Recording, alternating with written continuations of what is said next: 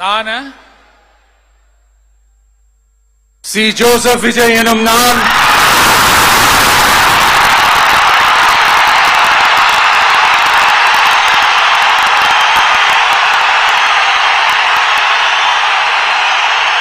சட்டப்படி அமைக்கப்பெற்ற இந்திய அரசியல் அமைப்பின்பால் உண்மையான நம்பிக்கையும் மாறா பற்றும் கொண்டிருப்பேன் என்றும் இந்திய நாட்டின் ஒப்பில்லாத முழு முதல் ஆட்சியையும் ஒருமையையும் நிலை நிறுத்துவேன் என்றும் தமிழ்நாட்டு அரசின் முதலமைச்சராக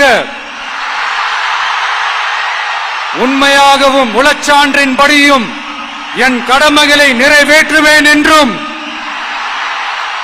அரசியல் அமைப்பிற்கும் சட்டத்திற்கும் இணங்க அச்சமும் ஒருதலை சார்பும் இன்றி விருப்பு வெறுப்பை விலக்கி பலதரப்பட்ட மக்கள் அனைவருக்கும் நேர்மையானதை செய்வேன் என்றும் ஆண்டவன் மீது ஆணையிட்டு உறுதிமொழிகிறேன்.